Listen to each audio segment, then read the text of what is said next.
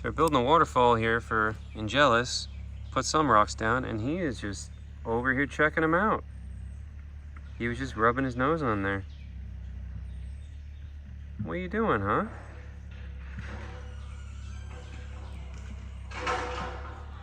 He's very interested in what we're doing.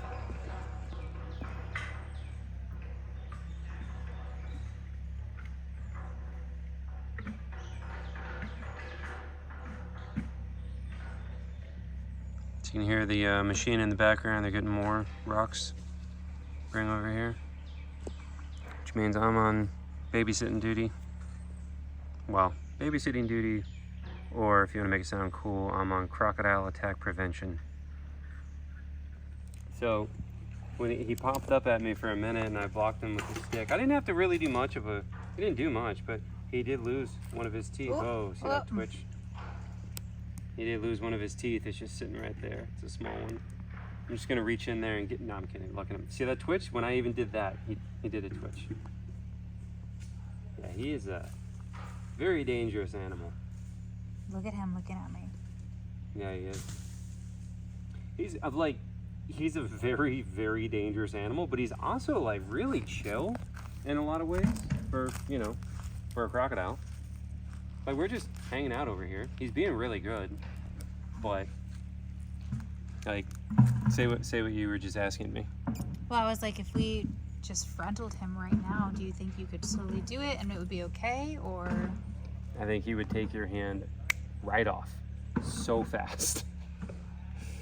Like, doing the, okay, so actually this is actually something we should like really talk about, is that doing the training I've been doing with the crocodiles is a lot of stationing training and like targeting on the stick and stuff like that, but I've not, it's not like habituation training with the alligators where you're getting the alligators to be like nice and chill with you. The crocs are not chill with you. They're understanding what to do and they're getting food for it, but they are not chill. So, and it can be kind of deceptive because it seems like they're chill because they're doing what I want them to do through the training. But it's not like the gators were like, you know, Big Mac, I can literally walk up and lay on Big Mac and he'll let me do it. If I were to try that with him, he is going to rip you to pieces so fast. And like when we do new things, like what we're doing right now, I gotta be super careful because you kind of get the idea that like, oh, he's chill, right? Like, nah, dude, he's actually not. Like, you gotta be so careful. All right, so I got him to follow me over here while they're working.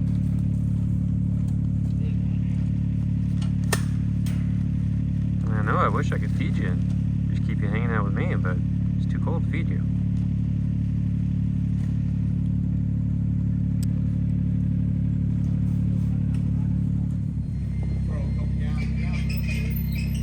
Look at him flipping his ears.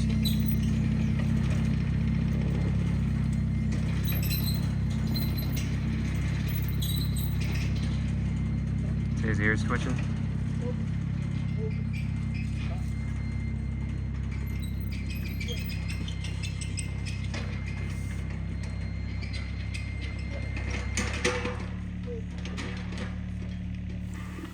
Come here, buddy. Yeah, look at this. What's that? He is very interested in what they're doing. Come here. Yeah, look at the splashing.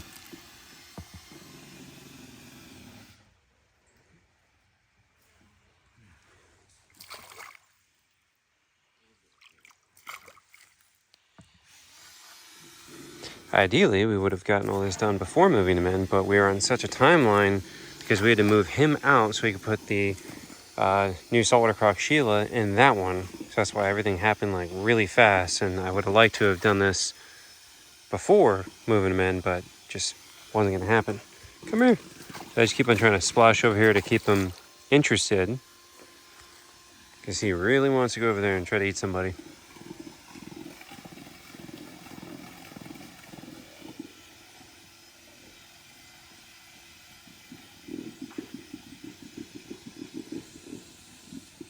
Hi, buddy.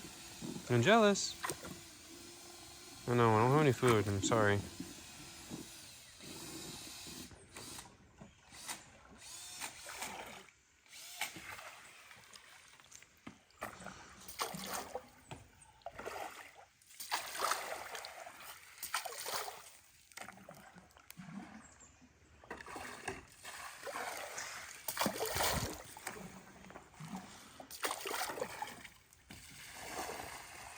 all that splashing.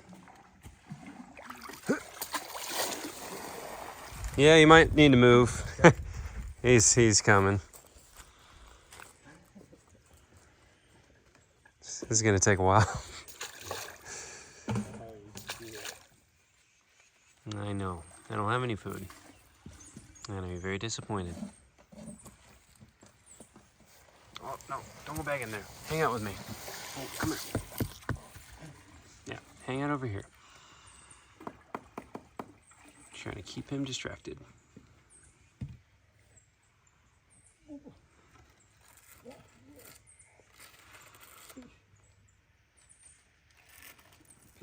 So he really wanted to go over there.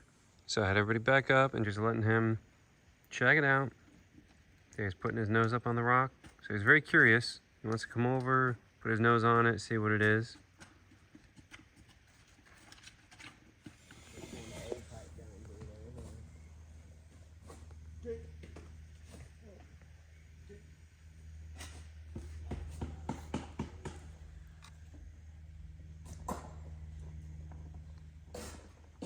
You being chill.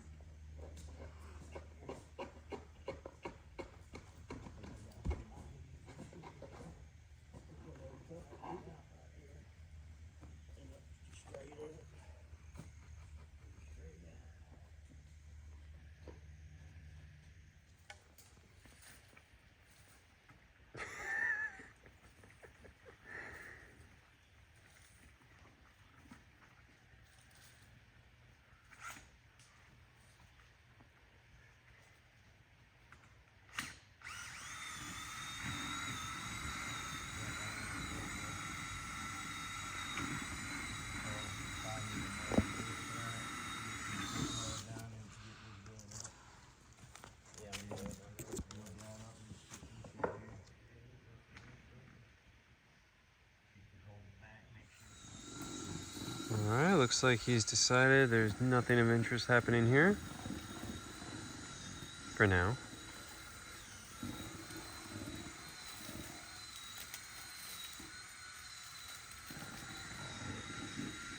They were like, what is that thing?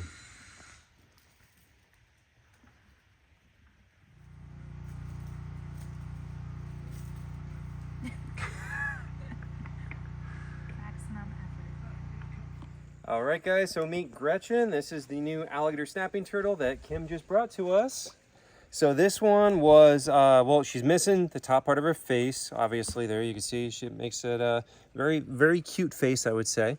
But she is not a native alligator snapping turtle. So she was hit by a car, right? That's what we believe, hit by a car. And then due to the trauma afterwards and the healing, she had beached herself over in Lutz, Florida. Yeah. And so this one is the species that is native to Louisiana. We have the Swanee River alligator snapping turtle, and that is native to Florida. That is not what this is. And so this one, well, we can't send it back to Louisiana. We're not allowed to, for one. And then also with that injury, you know, people are always like, why don't you just go drive to Louisiana and dump it off? The turtle's probably not going to make it, and that would violate a bunch of different laws too. Also, aren't you allowed to like take one a day per person If you want to eat it, them? yeah. So why don't we do that? Well, I'm just saying it because that's what a lot of people are like. Why don't you drive to Louisiana and go dump this thing off in a random body of water? It's like, well, that's not really going to work out well. And also, relocated animals often don't survive anyways. Now, relocation is better than euthanasia. I am definitely in agreement of that. But a lot of times, relocated animals try to go back to where they were caught from, and they die along the way. So relocation is not as pretty and happy as it sounds. But it's better than being euthanized either way. Anyways, back to this turtle, though. Anything else you could tell us about her? Well, we can kind of figure that she's a very old female. So, you know, unfortunately, we don't have the full history. She was this size and had already received the injury, and it was already in the process of healing when she came in. So, you know, we don't know her age, but she's definitely got lots of different wounds and such on her back. Have a look at the back. That looks like alligator teeth. And it very well could be. Very well Yeah, could be. it does. Yeah, looks like quite a few alligator So, teeth. you know, she probably had some near misses in the wild while she was there. Yeah, But, look. Yeah. So what makes this an alligator snapping turtle and not just a regular snapping turtle? So those big 3 ridges down the back, that is a characteristic of alligator snapping turtles. Normal common snappers are not going to have that. Normally I would point out the face is a big difference too, but well, she's missing that part. Yeah, We'll show you on Jawbreaker another day. Yeah. Yeah, but a lot of people assume every snapping turtle is a snapping turtle. They think every snapping turtle is an alligator snapping. So a lot of people think every turtle is a snapping turtle, but this is an alligator snapping turtle. They have the 3 ridges down the back. That's kind of characteristic. I would talk about the face, but it's not there. But those are some of the differences. Now, alligator snapping turtles were just broken up into, do you know how many off the top of your head? We are at least 3. I know. For Well, our region. yeah. I think it's like 7 total. There might be 7 now total, yeah. Yeah, so they're breaking them up, doing genetic work and figuring it out, and like breaking up. It used to just be alligator snapping turtles, and then now we're breaking it up into different species, which is really cool. Actually, really important work in doing genetic studies to find that out, because there's not a lot of gene flow between those separate populations is what we're finding. And then also, keying out different species allows you to protect each one in a different range, which is really good for conservation of the animals. Alligator snapping turtles are extremely long-lived animals, and they get huge. You know, some of them have been over 200 pounds. They get absolutely massive, and I think there are some pretty valid records over 100 years. Do you know off the top of your head? Yeah, no, they can live well over 100 years. So that's, you know, long-lived species. Even if they're in captivity, it's like something to remember. Yeah. They'll be around for a while. Now, unfortunately, in some areas, this is why protection is so important. You're allowed to kill 1 per day as food, is what we were just talking about before we were filming. And it's like, I mean, as you guys know, like Gabby and I are vegetarian, and that's not to throw shade at people who do eat animals, but if you do eat animals, think about, are you taking an animal that could be 100 years old just so that you're not hungry for like a couple hours? You know, Well, like think about that waste. Something like a rabbit or a deer. They Yeah. produce young, fast. Yes, But we're not something like opposed to that. We don't do that, but we're not opposed to people who want to hunt deer and take that. It's a fast-growing animal, and obviously very overabundant because we killed off all the native predators. That's a whole nother conversation of conservation. But either way, something like turtles, I don't think should ever really be on the menu for anybody. They just, for such a long-lived animal, for you to eat it and then be hungry again in an hour or a couple hours. I mean, it's a big turtle, but even so, you're taking 100 years away for what? You know, like, it's just such an incredibly selfish thing. So, especially with alligator snapping turtles, I think they should be unilaterally protected across the United States and not available for consumption. Their numbers are so low everywhere across their range. One of the other things to think about too is that a lot of these animals, it takes them sometimes 10, 15, even 20 years to reach sexual maturity. So for them to reproduce and replenish that population takes a very long time. It's just like having a person, you know, reach sexual maturity. So that's something to note too. Yeah, so the Sometimes people are even younger than turtles when they reproduce. Won't go into that one. Well, it's the idea that the loss of a breeding age animal severely affects the population, the local population especially, you know, and so like it just, and for turtles too, they are an animal that has no maternal care, and so the babies are laid, you know, they come out of an egg, they're laid inside of a hole, the mother never knows her offspring, and so they're 100% on their own, and that's why they typically have a lot of baby turtles that come out at once, but that means really low survival rates for those babies. So for one to even make it to this age is very rare, and then to be able to be of reproductive size, it's just, all these things are going against these poor turtles, you know, and so that's why I want really to emphasize their protection. I've been sitting here talking about her though. Let's put her into her new home. Got this beautiful new enclosure here. It's not decorated yet. We still need to add logs and plants. Okay. All right. Are we ready? We are ready.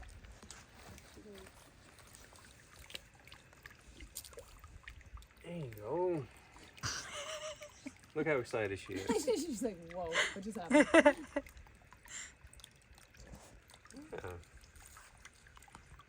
Yeah, so again, we got to add in some plants and logs and whatnot. Why is Clover in here? Why are you here? Why are you both here?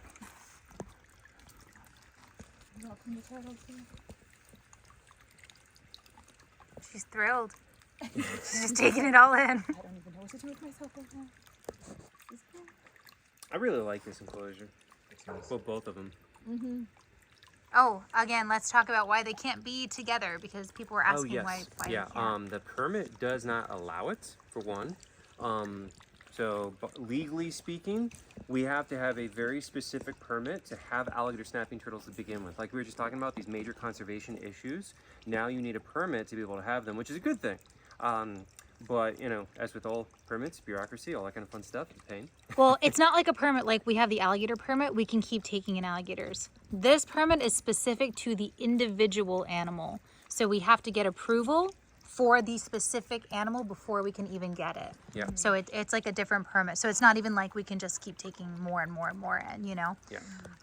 And yes, they have to be separate because they don't want any accidental breeding or anything like that. And then on that note, as a sanctuary, we are not trying to breed anything.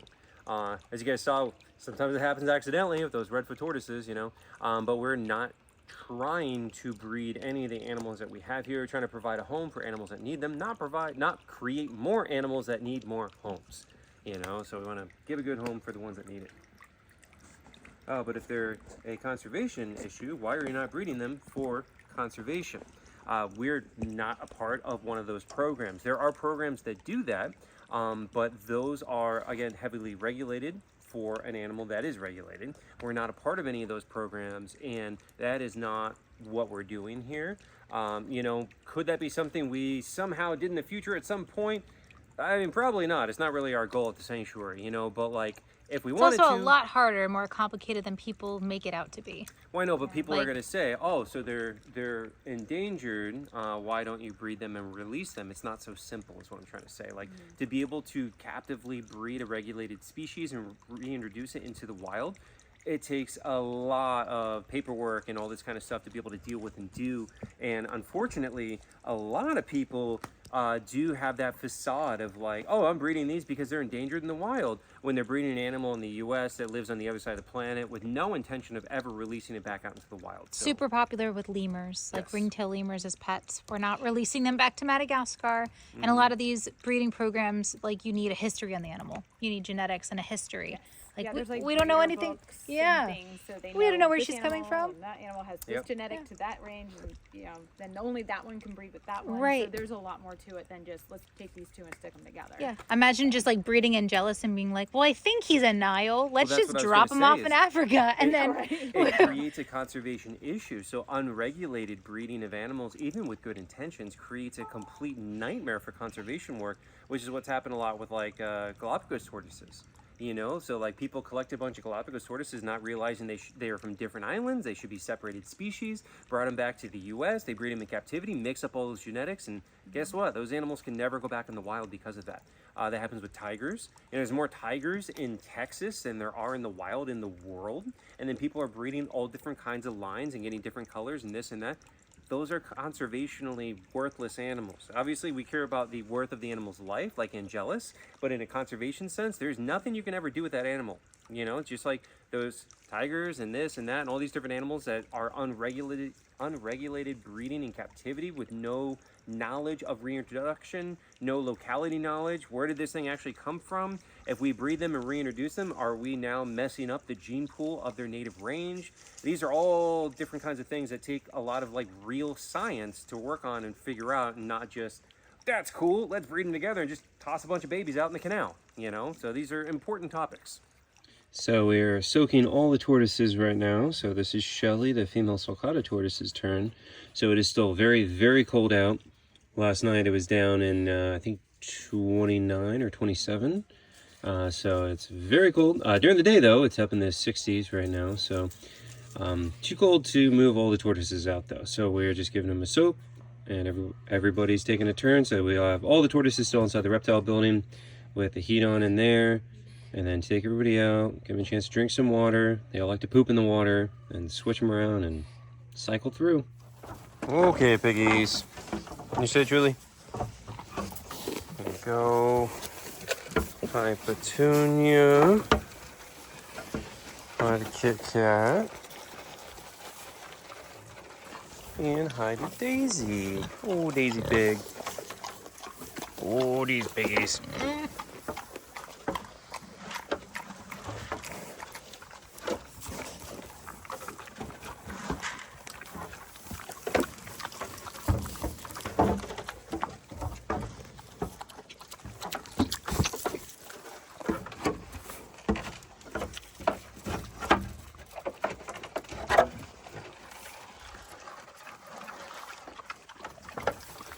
You sit. Oh, good girl, Julie.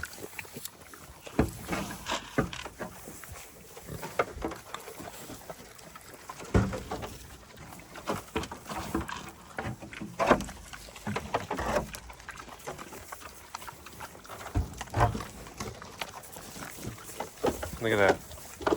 Amy is keeping Julie away. That's just crazy.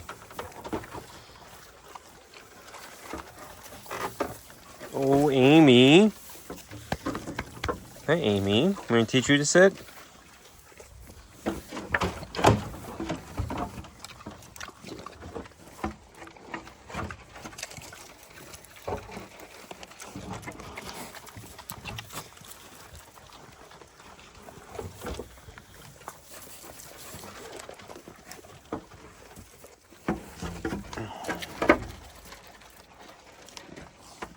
Oh, look at Julie's way over there. Julie! Julie Pig! Julie!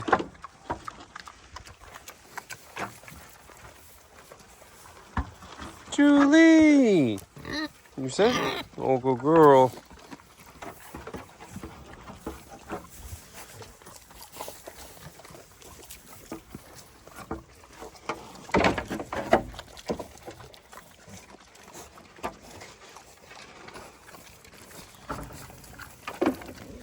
Now we're feeding the little piggies. Hi, Molly. Oh, hi, Molly. Got Wilbur.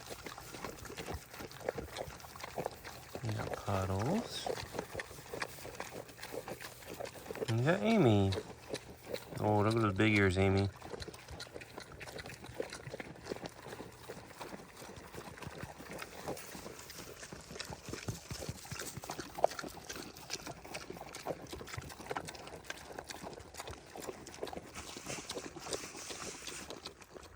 Look at Daisy. Oh, hi, Daisy. Oh, Amy's kicking her out. Daisy, you got fed already. You're a chunky girl. Oh, you a chunky girl, Daisy. And you got slobber on your head now. Yeah. Yeah. You're still cute, though. And I'm not going to help you steal their food. Oh, she's going back to that side with the feet. Now we're ready to feed the naughty koanis. So they got some good stuff. They got freeze-dried chicken, almonds, grapes, some dried bugs, sweet potato, apple, watermelon, mango, cantaloupe, pomegranate. Yeah. All right, let's let them in. Here's Coco and Gigi. Next is Blanco. And Lola. And next will be Lily. Here are the Patagonian Maras. We got Timothy and Topanga. Why you always do that, Timothy? What happens if I pull it back? What do you think?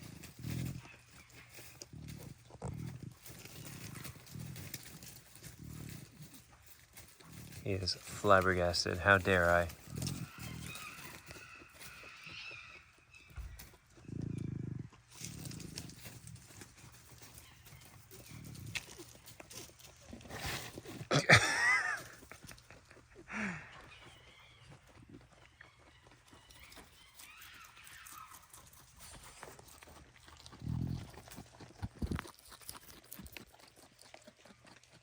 Yeah, you're so cute. You're so cute.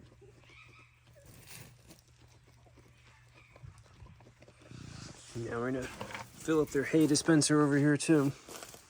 They eat a lot of hay. Here's UA. One of our red foxes. He's obviously not red. The only one we have that's actually red or orange is Kira down there. And even her, she's not a normal colored red fox. She's like a, I forgot what it was called. There's a specific word for that color morph. So all of our foxes are color morphs because they did come from a fur farm. There's Hazel climbing the walls being crazy. So they're all rescues from a fur farm that was bought out by Save a Fox, who the late Michaela Rains did absolutely amazing work and did a buyout of that fur farm, saved over 500 foxes that were going to be killed for their fur.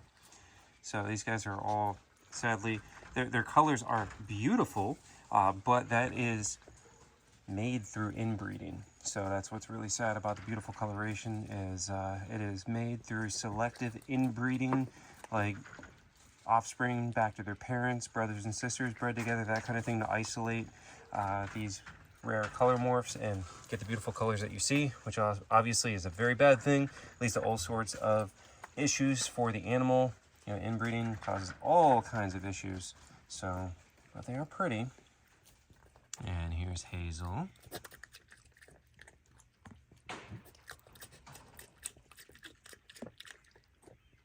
They love watermelon. They've got watermelon, cantaloupe, green beans, carrots, peas, cranberries, and then lots of, what, they got freeze-dried raw chicken, and then some other kind of meat. I'm not sure what that one is. Yeah, if you didn't know, foxes are omnivores. A lot of people are like, what? They like fruit? Yeah, they love fruit. They love it. In fact, the fennec fox Sierra, I think her favorite thing is the fruit. So they are omnivores, which a lot of people don't know. So here's the little dude, the African crested porcupine. Oh, what you got, dude? Oh, some banana. So he's got banana, he's got a grapefruit, eggplant, some yellow squash, some spinach, broccoli, and his biscuits. His little browser biscuits.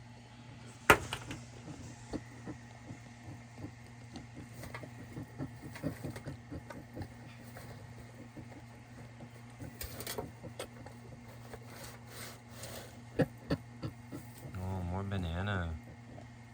He's excited about the bananas today. Oh, don't get huffy and puffy. Do not come over here and try to stab me. Let's go ahead and just close that. Yep, I saw that coming a mile away. So he gets very defensive of his food and he will stab you over it. And I don't say that like, it's funny and cute. No, like he'll put you in the hospital. Those quills are absolutely no joke.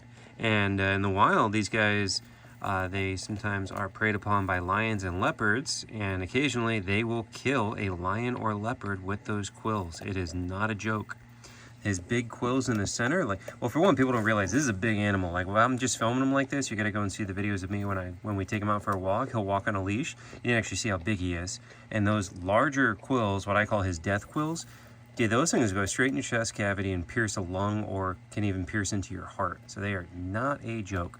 Now, they only use them defensively, though. They don't shoot them either. It's a very common myth. People think they shoot them. They do not shoot their quills. That's just in cartoons. And now AI videos are showing that, which is just infuriating. The whole AI thing is just horrible. It's going to perpetuate so many myths and fake crap about animals and make people afraid of animals that aren't even capable of attacking in the way that they are shown in AI. But either way, they don't do that.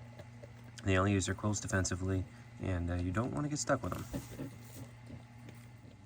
Now we're going to give some snacks to the fennec foxes. Here you go, Jet.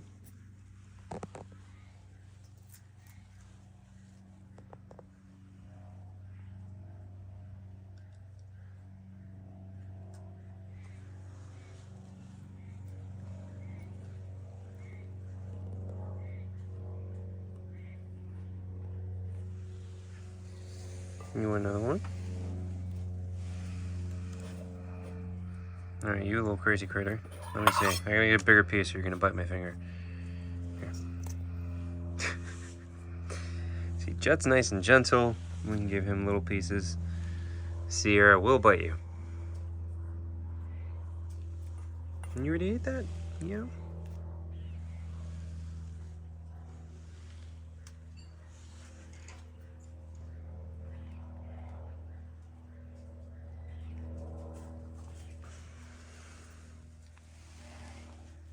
Oh, so gentle. He barely got it though. There.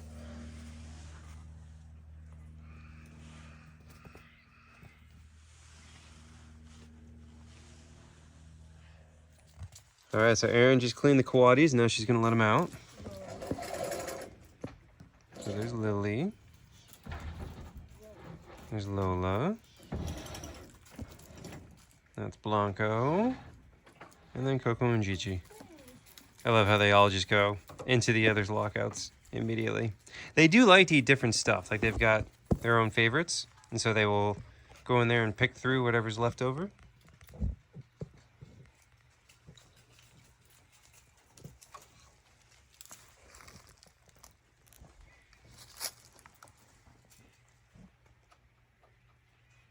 Now we're in here with the finches and the button quail. We actually had to vent this, pull up the tarp on the side because it was getting too hot in here. Isn't that crazy? It'll go from just literally below freezing at night, and then during the day in the sun, with this going with the greenhouse effect, it'll get too hot in here.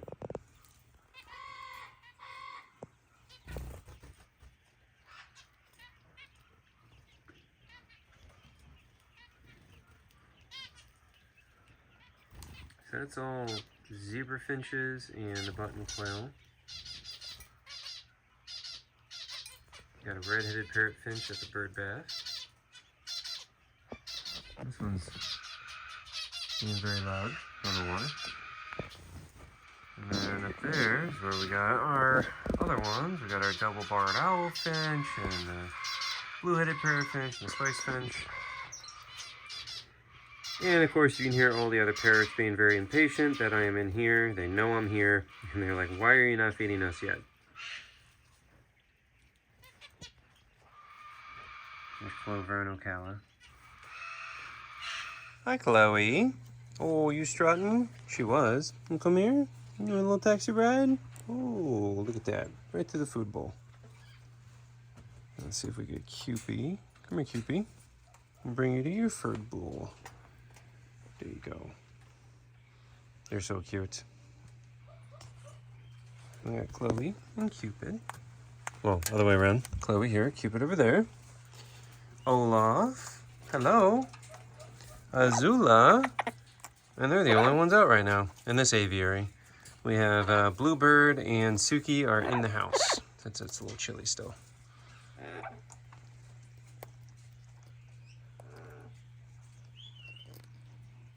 Furry dog time. Here's Coco. And Poppy's over there eating. Cheeky's still down. I'm waiting to see her pop up. Oh, Poppy.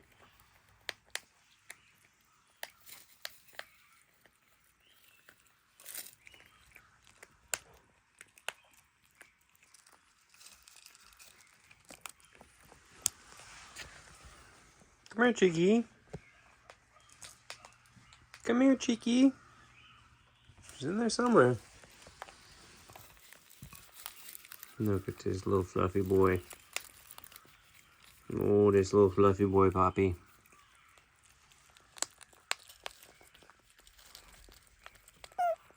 Little squeak. I think I did say this recently in a vlog, but just to reiterate, that little squeak. Apparently, prairie dogs have one of, if not the most complicated animal languages. They have tons of different squeaks and whatnot that have different meanings. It's a very complicated communication system for them. And they have complex social groups. Obviously, they are amazing architects.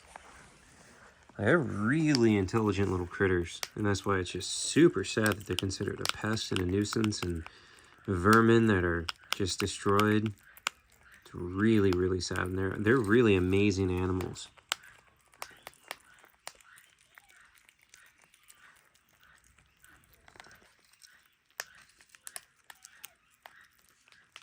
Hi, Cheeky. Nice of you to join us.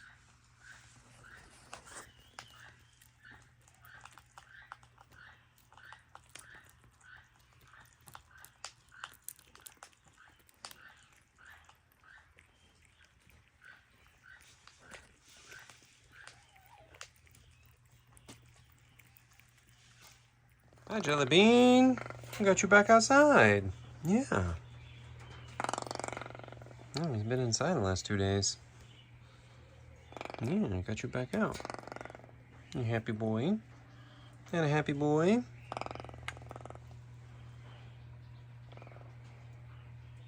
He's got his blueberries.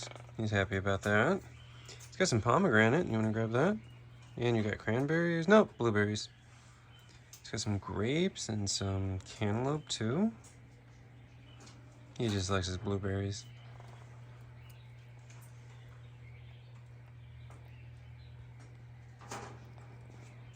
Yep. Now we're in the small turret aviary. Here are all the little cockatiels and budgies.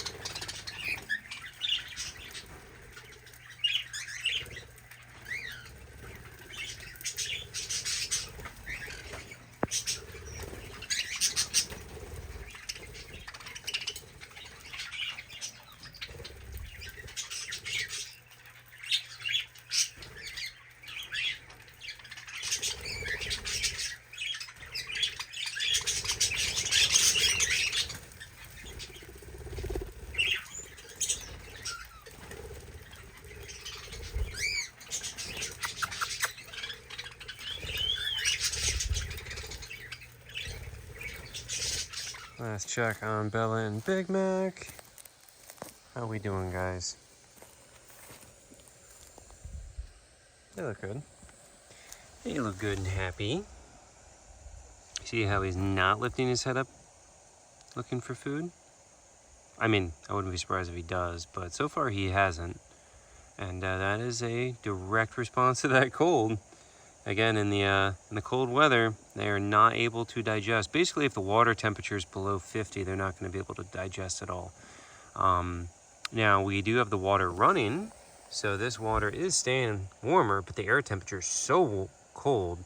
I don't know. I don't know exactly if if they have warm enough water, but the air is really, really cold when they breathe it. Are they still going to want food?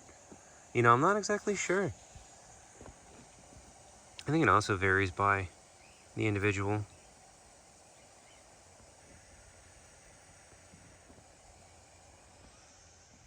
Coming over to check on our big boy. Oh, I don't have anything. You don't need to go in the water. I wonder if I walk around if he'll stop. I don't have anything for you, man. I was just coming over. Holy moly, look at how many fish we have in here. Those things have been breathing like crazy. Like, he wants food. You know, it's freezing cold, so there's your answer compared to Big Mac and Bella. Yeah, I don't have anything, dude. You can't eat. It's too cold. No, it's too cold for you. You can't have anything. I know. It's freezing cold. So the worry is that if you do feed them and they want the food, and then it is too cold, they won't be able to digest. The food will rot in their stomach, and either they regurgitate it or that'll start causing some issues for the animal, which obviously we do not want to have happen. Here's a Sami. Hi, big girl.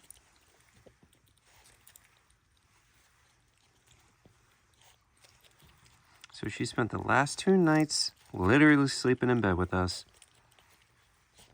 So cute. She's such a big snuggler.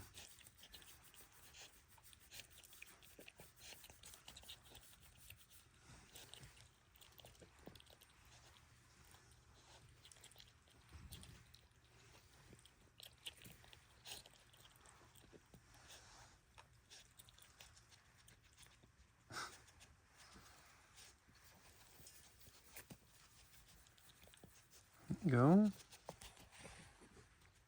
Well, she's on a diet. She's definitely gotten pretty chunk of a skunk. So we're trying to give her a little bit less. All right, well, we're gonna let her finish her food, spend some time outside for a bit, and then we're gonna bring her back in tonight since it's very cold again tonight and she doesn't have any heating in here. So here's Sierra the fennec fox, enjoying her dinner. And then Jed, And over here.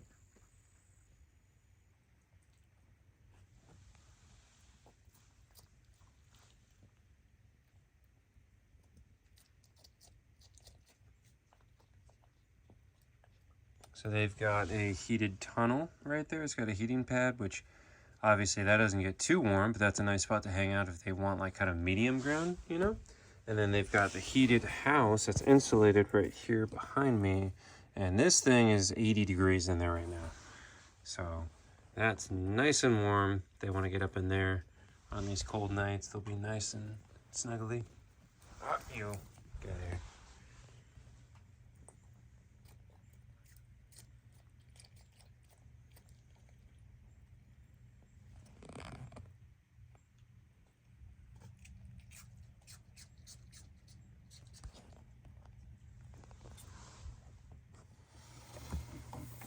Oh, hi, dude.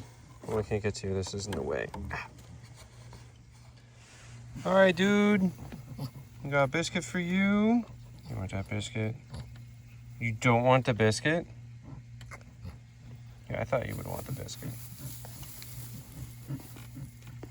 You nice and warm in there. So I'm gonna lower the door for his heated house. There you go. Oh, here comes Bucky. Here you go.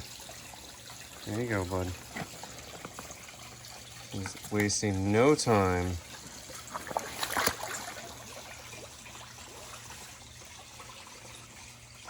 Can't even get in here and get my phone out fast enough to start filming before he's coming out at my feet. So Teddy's looking. Hey, Teddy.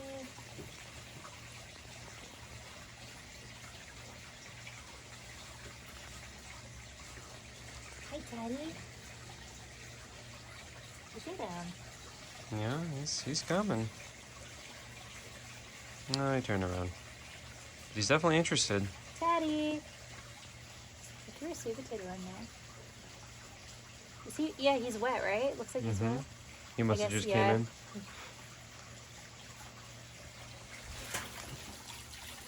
So what, do you think he's getting more used to it? Seems like it. Can I have a couple biscuits? Yep. There's Teddy. It looks like a giant guinea pig from this image. That's a big deal that he is eating in front of us. That's a really big deal. Oh, he's sneaking up behind me. We're looking at Teddy. Oh, Bucky. Bucky. There you go.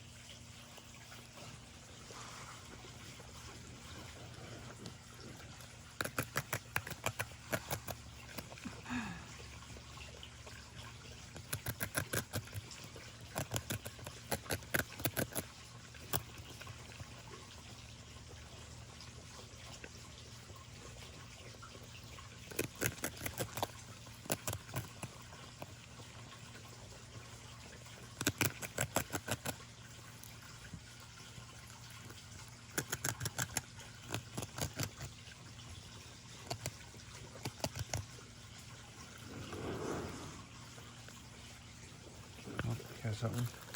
Banana. Did you take that? Don't bite me. That was kind of terrifying. He's very gentle, right? Well, I always have it pointed out. That was in the palm of my hand. It's so cool that we're getting to sit here and spend time with him. Wait, try this first. Before he gets his food. You want a green bean? What is this crap? Oh, yeah. Oh, he likes it. So cute.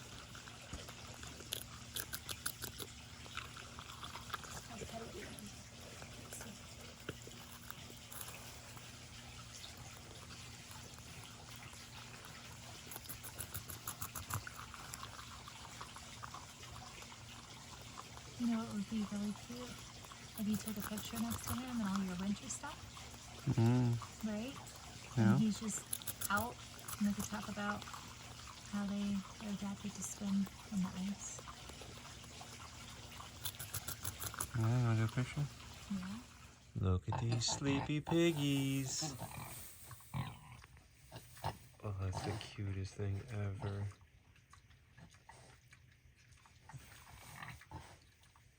And here is Calusa the barred owl. You want a mouse? Oh yeah, you're hungry. Here you go. So she's our non-releasable barred owl, was hit by a car and has a permanent wing injury. And then she also has glaucoma and cataracts in that bad eye there, so she has to get eye drops twice a day. How you doing? You looking for the other ones too? So I'm gonna put down a few mice for her. She looks very hungry and active. And then I just had to bring in all the parrots and all the everybody. Hornbills, toucan, yeah, all the parrots, all by myself, so that was lots of not fun. Zazu got me right in the webbing, like separated the webbing right there, so should have been filming all that stuff, but I'm by myself and it's just impossible to film catching them like that. But yeah, that was not fun. So yeah, it's been a very long day, so I'm gonna go and end the video and go take a shower.